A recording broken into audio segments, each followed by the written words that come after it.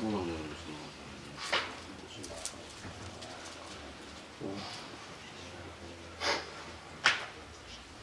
بالله من الشيطان الرجيم بسم الله الرحمن الرحيم وصلى الله وسلم وبارك على حبيبنا محمد وعلى آله وأصحابه أجمعين أما بعد فإن أصدق الكلام كلام الله عز وجل وخير الهدي هدي رسول الله صلى الله عليه وسلم وإن شر الأمور محدثاتها وكل محدثة بدعة وكل بدعة ضلالة وكل ضلالة في النار فيا رب أجرنا من النار بعفوك وأدخلنا الجنة برحمتك يا عزيز يا غفار.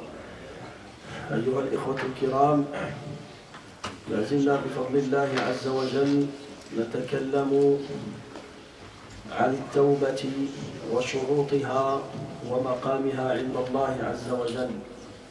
فتكلمنا في دروس ماضية عن عقبات التوبة، وقلنا أن المؤمن الصادق إذا أراد أن يصطلح مع الله عز وجل لا بد له أن يتوب. فإذا أراد المؤمن أن يتوب يجد في طريق التوبة عقبات تريد أن تمنعه من التوبة ومن الاصطلاح مع الله عز وجل.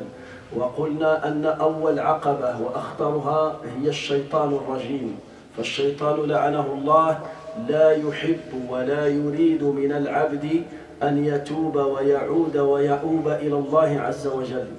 فإذا تخلص المؤمن من الشيطان وعقبات الشيطان تأتي العقبة الثانية ألا وهي النفس الأمارة بالسوء، هذه النفس التي تأمره بفعل المنكرات، التي تزين له الباطل وتزين له الحرام.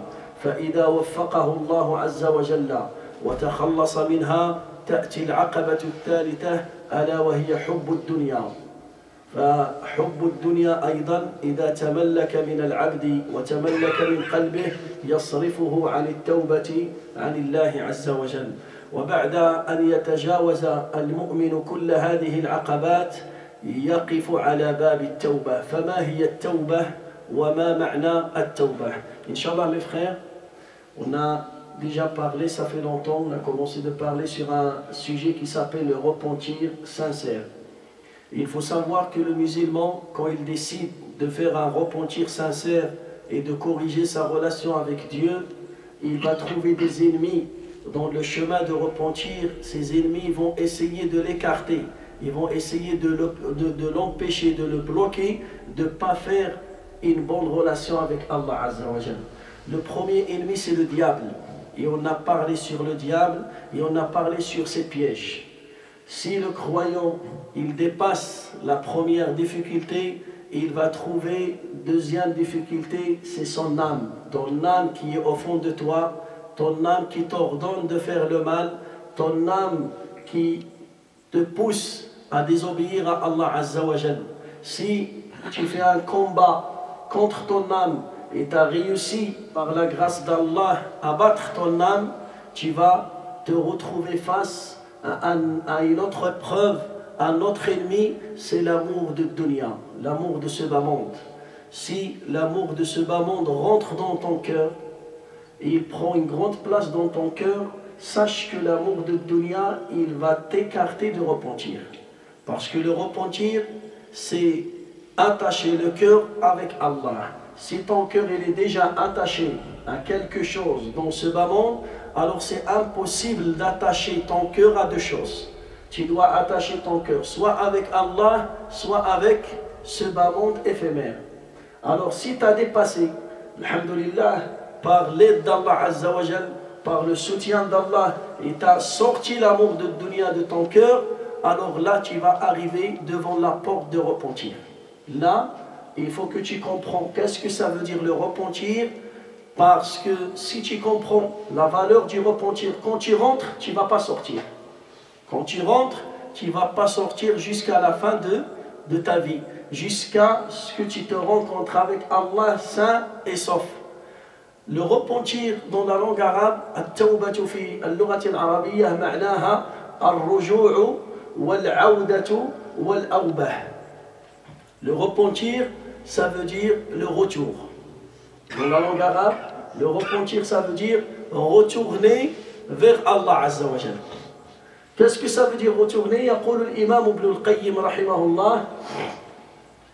L'imam Ibn al-Qayyim, un grand savant, il nous a expliqué qu'est-ce que ça veut dire le repentir. قال التوبة هي الرجوع عن كل ما يكرهه الله ظاهرا وباطنا إلى كل ما يحبه الله ظاهرا وباطنا.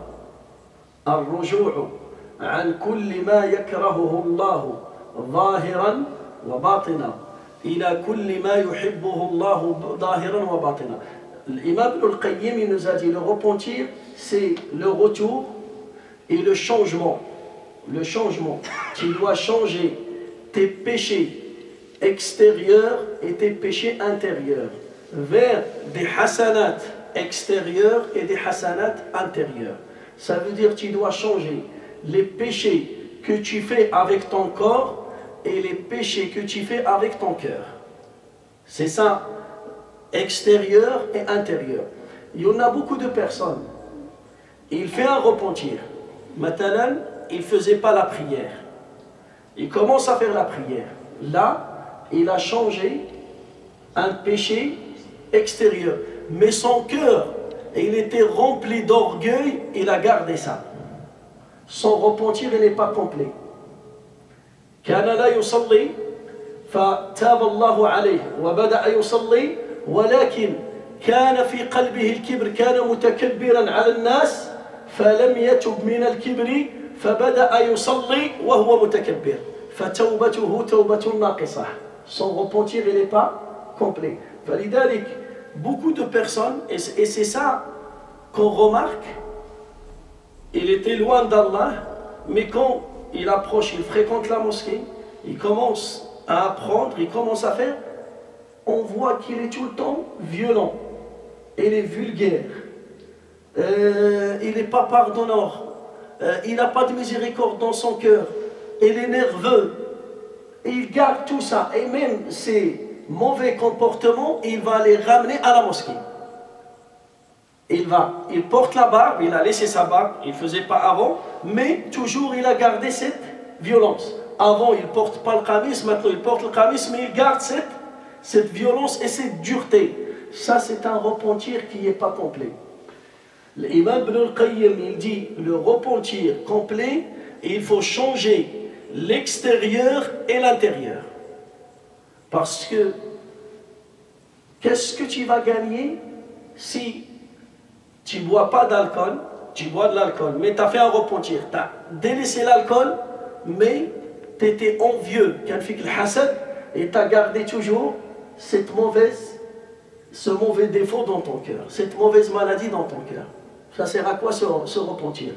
Le repentir, soit tu fais un repentir complet qui sera utile pour toi, soit tu es en train de jouer seulement. Tu n'es pas en train de régler ta relation avec Allah Azza wa Jal. فلذلك هذا الإمام ابن القيم رحمه الله vraiment il nous a donné une bonne explication. قال التوبة هي الرجوع. Ça veut dire tu faisais des péchés, tu dois retourner maintenant, tu délaisses les péchés et tu vas faire des hasanat. ولكن les hasanat que tu dois faire les hasanat en deux choses. Hasanat avec ton cœur et avec ton corps. Les deux. Si tu fais le hasana avec ton cœur, par exemple quelqu'un, il ne faisait pas la prière, et il va te dire non, moi j'étais orgueilleux, mais maintenant je suis modeste. Moi mon cœur est blanc. Moi mon cœur est blanc. Mais il ne fait pas la prière. Qu'est-ce qu'on va lui dire? On va lui dire ton repentir, il n'est pas sincère. Pourquoi? Parce que tu as changé le cœur. Mais tu n'as pas changé le péché que tu fais avec ton corps. Tu ne fais pas la prière. Ton repentir, il n'est pas sincère. Le repentir sincère, c'est le changement des défauts, des péchés de ton cœur et les péchés que tu fais avec ton corps. فلذلك يقول الإمام ابن القيم كثير من الناس لا يعرفون حقيقة التوبة. Beaucoup de personnes ils ne savent pas la vérité et la réalité de repentir. وقال At-tawbatu hiya dinul islam. Il a dit le repentir, c'est la religion. Le repentir égale la religion musulmane. قال لأن التائب يكون حبيب الله عز وجل. لأن التائب يكون حبيبا أو حبيب الله عز وجل. Celui qui fait un repentir, si ton repentir est sincère, tu deviens le bien-aimé d'Allah Azza wa Jalla. Allah il va t'aimer. Alors si Allah il t'aime, ça veut dire que tu pratiques toute la religion. Ça veut dire toi, tu es quelqu'un qui est pieux, tu es quelqu'un qui est sérieux, tu es quelqu'un qui est croyant, tu es quelqu'un qui est correct, qui est dans le droit chemin. Allah Ta'ala yuhibbul mu'minin, inna Allah yuhibbul mu'minin, inna Allah yuhibbul muhsinin, inna Allah yuhibbul sabirin. Alors quand tu fais un repentir sincère, automatiquement Allah Ta'ala il va t'aimer. Si Allah il t'aime, ça veut dire tu es en train de pratiquer la religion. فلذلك التوبة c'est un sujet très important et c'est un sujet qui est sensible. أيضا il faut savoir que التوبة ليست كلاما باللسان فقط. Le repentir, c'est pas le fait de dire astaghfirullah, atubu ilallah, je demande pardon à Allah, je me repens à Allah. Non. التوبة هي قول باللسان وتغيير بالقلب وتغيير بالجوارح. Il faut que tu dis astaghfirullah avec ta langue et ton cœur, tu dois changer les maladies et les défauts qui sont dans ton cœur et tu dois aussi changer les péchés que tu fais avec ton corps. C'est ça le repentir. Il y a beaucoup de personnes, ils disent astaghfirullah, astaghfirullah et ils se dirigent vers un péché.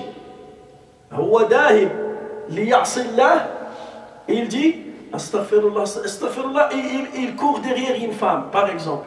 Astaghfirullah, astaghfirullah et il va tricher telle personne. Astaghfirullah, astaghfirullah et il porte la haine contre telle personne.